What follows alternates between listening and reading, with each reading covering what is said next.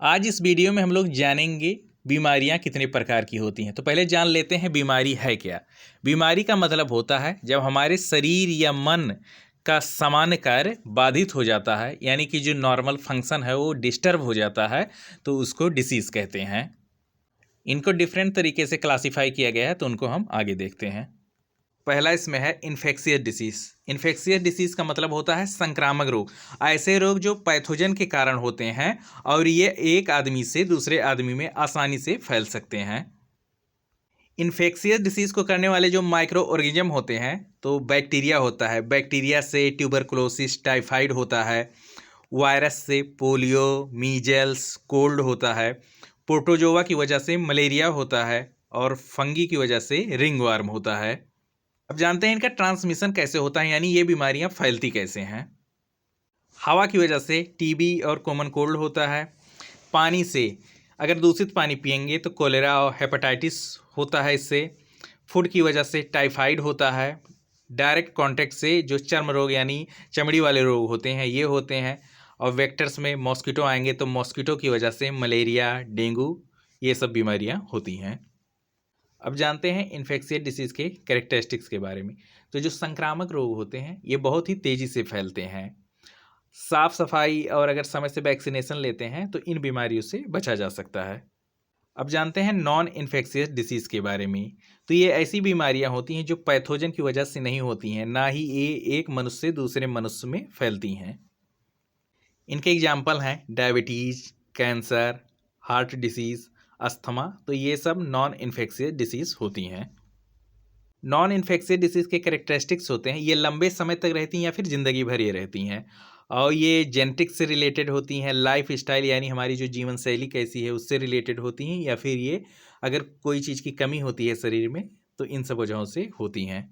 अब जानते हैं एक्यूट डिसीज़ के बारे में। जो बीमारियां बहुत ही जल्दी ठीक हो जाती हैं और इनके जो लक्षण होते हैं ये अचानक से अपीयर होते हैं, तो ऐसी बीमारियां एक्यूट डिसीज़ में आती हैं। इनके एग्जाम्पल हैं common cold, influenza, food poisoning. और इनके फीचर्स होते हैं, इनमें जो रिकवरी होती है यानी इंसान इसमें बहुत जल्दी ठीक होता है और इन बीमारियों में लॉन्ग टर्म डैमेज नहीं होता है। अब जानते हैं क्रोनिक डिसीज़ के बारे में। जो बीमारियां ठीक होने में लंबा समय लेती हैं उनको क्रोनिक डिसीज़ कहते हैं और ये बीमारियां धीरे धीरे होती हैं।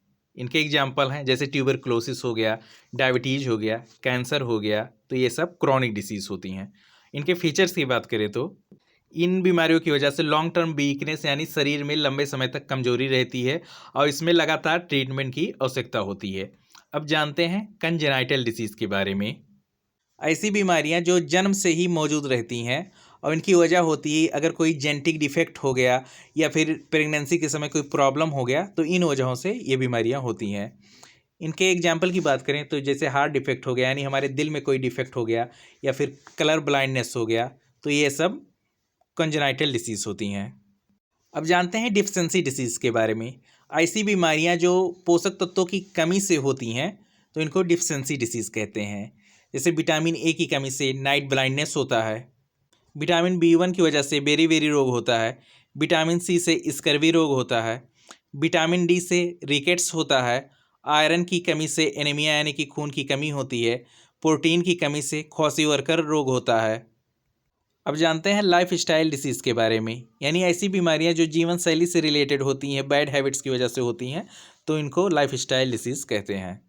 इनके एग्जाम्पल हैं ओबेसिटी यानी कि मोटापा, हाइपरटेंशन हो गया, डायबिटीज़ हो गया, हार्ट डिसीज़ हो गया। तो ये सब बीमारियां लाइफ स्टाइल से रिलेटेड होती हैं। अब जानते हैं किन वजहों से ये बीमारियां होती हैं। अगर एक्सरसाइज की कमी रहती है या फिर जंक फूड का ज़्यादा सेवन करते हैं, तनाव लेने से, स्मोकिंग, अल्कोहल, इन सब चीज़ों को लेने से ये सब बीमारियां होती हैं।